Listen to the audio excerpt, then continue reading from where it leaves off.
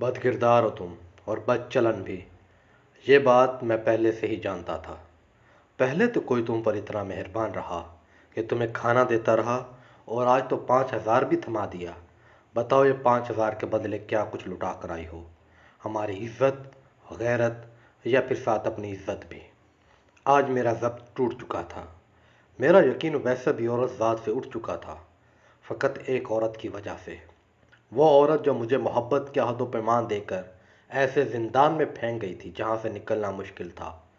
मैं भी तो उसे सब देता था, कभी पैसा तो कभी बहन के बनाए कंगन जो माँ ने उसकी शादी के लिए संभाल कर रखे थे, और कभी उसकी नत नई ख्वाहिशों पर घर में जमा हुई तमाम जमा पूंजी। और आज कोई मेरी बहन पर इतना मेहरबान था। मुझे इस वक्त अपनी बहन से फ़कत नफ़रत ही नहीं हुई थी, बल्कि मेरे सर पर खून सवार था। मैं इन औरतों के खर्चे अच्छे से जान चुका था और समझ भी चुका था। बहन के घर आते नत नए खाने साथ लाना, मुझे यकीन करा गया था कि वो भी तो एक औरत ही। जब भी दोस्तों से लौटता तो घर में कुछ ऐसा खाने को मिलता जो खाना कम से कम हमारी ताकत से बाहर था। मैं अच्छे से समझ चुका था कि सब कहाँ से आता है, और मेरी बहन जो घर से निकलती हैं वो राहें कहाँ जाती हैं। मेरे हज़ार शोर लड़ाई पर भी माँ मुझे कुछ ना बताती।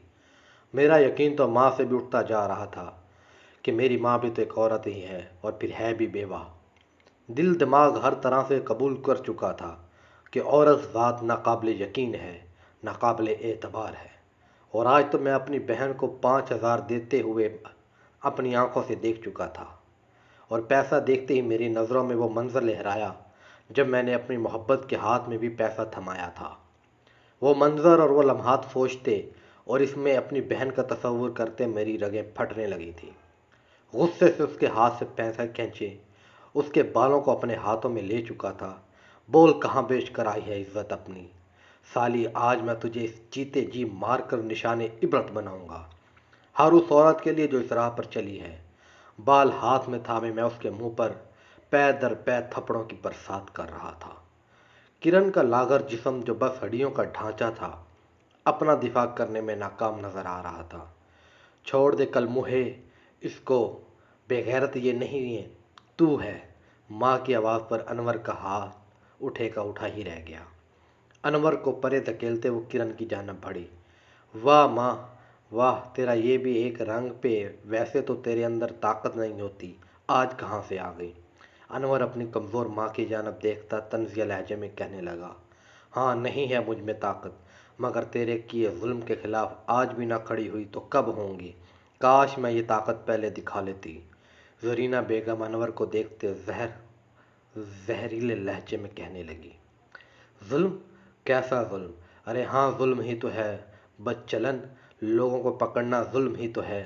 अनवर ने नफरत भरे लहजे में माँ और बहन को देखते हुए कहा, हाँ सही कहा, जुल्म ही है, मगर बदचलन लोगों को पकड़ना नहीं, बदचलन लोगों को सहना।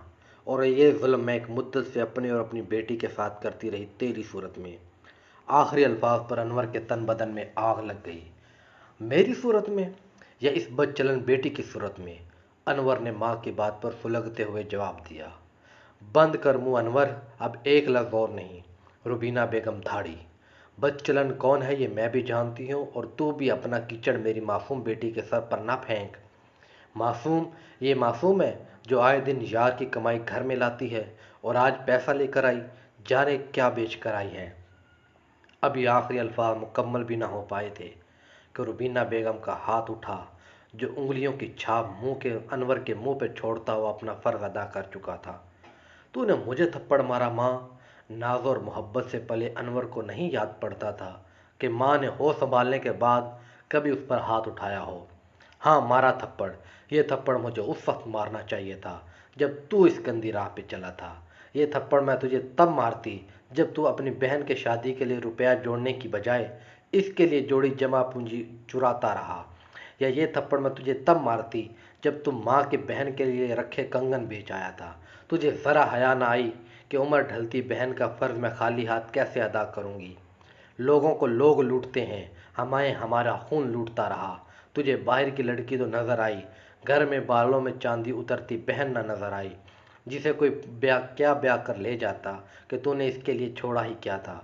حرام رشتے کبھی اپنا نہیں بنتے، اور یہی تیرے ساتھ ہوا۔ وہ لڑکی تجھے چھوڑ گئی اور تو اس غم میں اتنا غرق ہوا کہ نوکری چھوڑ دی، گلی کوچوں میں بیٹھنے لگا۔ اوباش آوارہ دوستوں میں تیری ان حرکتوں کے بعد کسی غریب نے بھی رشتہ مانگنے اس گھر کا رخ نہ کیا۔ ارے تجھے تو اتنا بھی خیال نہ تھا کہ گھر تو چھوڑا ہی کیا ہے کہ یہاں چولہا بھی جل سکے۔ آتا تھا، کھاتا تھا اور چل نکلتا تھا، مگر یہ نہیں پتا تھا کھانا آتا کہاں سے ہے۔ تیری وجہ سے انور، بس تیری وجہ سے، تیرے جیسے بھائی اور مجھ جیسی بے حس ماں کا پیٹ پالنے کے لیے اس بدقسمت لوگوں کے گھروں میں کام کرنا پڑا۔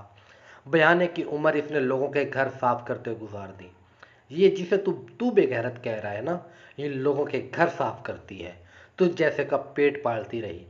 وہ تو اس کی مالکن کو جب پتہ چلا کہ باپ نہیں سر پر، تو وہ کھانا دے دیتی اسے ساتھ، جسے کھا کر تو پیٹ بھی بھر کر سوتا رہا، اور اپنی ہی بہن پر آج تو تہمت لگا رہا ہے۔ اور یہ آج جو تو نے 5,000 روپے دیکھے اور جن پر تیری غیرت جاگ رہی ہے نا، یہ وہ 5,000 تیری بے غیرت بہن لائی ہے تنخواہ کا، تاکہ تیری بے حس اور لاغر ماں کو دوائی لا کر دے سکے۔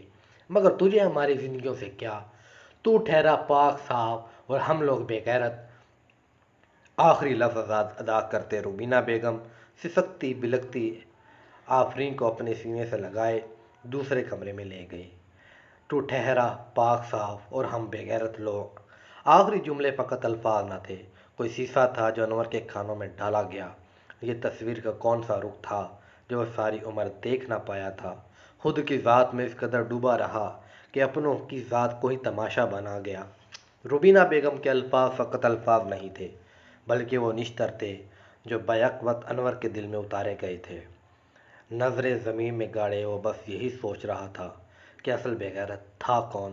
ہوتا ایسا ہی ہے، دوسروں کی طرف انگلیاں اٹھاتے وقت ہم اپنے گرے پاؤں میں جھانکنا بھول جاتے ہیں۔